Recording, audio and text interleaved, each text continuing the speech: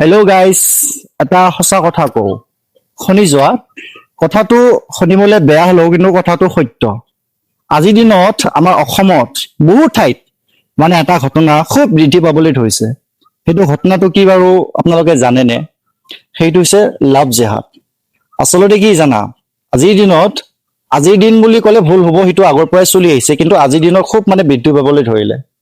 লাভ জেহাদ এনেকুৱা এটা বস্তু যিয়ে নেকি পিছত কেতিয়াও ঘূৰি আহিব নোৱাৰে।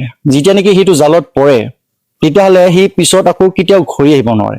এতিয়া কথাটো হ'ল, আমাৰ হিন্দু যুৱতীসকলক টাৰ্গেট, অন্য ধৰ্মৰ মানুহে আমাৰ হিন্দু যুৱতীসকলক টাৰ্গেট কৰে। আচলতে কথাটো যদি ক'ব যাওঁ, সেইটোত অকল হিন্দু যুৱতী বুলি নহয়, আমাৰ ইয়াত হিন্দু মাইকী বা বোৱাৰীও আছে জড়িত। কাৰণ কিয় জানা, আমাৰ হিন্দু মাইকী বা বোৱাৰীসকলে অতি সহজ সৰল। এতিয়া কথাটো যদি ক'ব যাওঁ, এটা নিজৰ সংসাৰ কৰি থকাৰ পিছতো অন্য এটা ল'ৰাৰ লগত পৰকীয়া প্ৰেমৰ সম্পৰ্ক ৰাখে।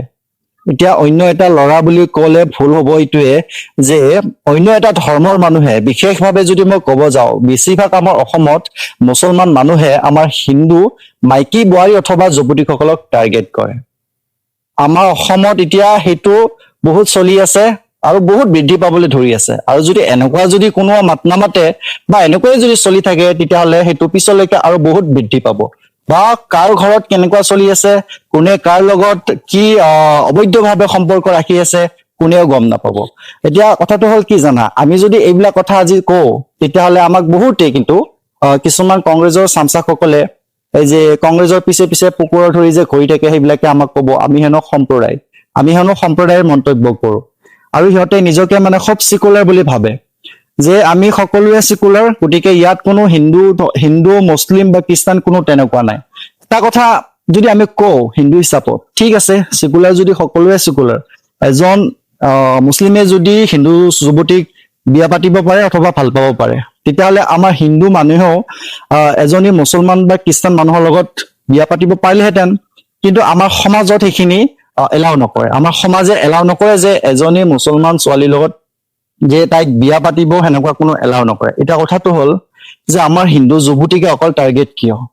যে আমাৰ হিন্দু যুৱতীসকল ইমানে সহজ সৰল নে, ইমানে মানে বুৰ্বক নে, যে সিহঁতক যেতিয়া নেকি মিছা মিছা কথা কৈ প্ৰতিশ্ৰুতি দিয়ে, প্ৰেমৰ জালত পেলাই, তেতিয়া মানে একো একো নাভাবি একো নিচিন্তি গলি যায়। আৰু সেইকাৰণে মই কওঁ, আমাৰ হিন্দু যুৱতীসকল, বা ইয়াত অকল যুৱতী বুলি ক'লে ভুল হ'ব, ইয়াত বোৱাৰী বা মাইকীসকলো জড়িত আছে, তো তেওঁসকলে অলপমান ভাবি চাব নিজৰ পৰিয়ালৰ কাৰণে।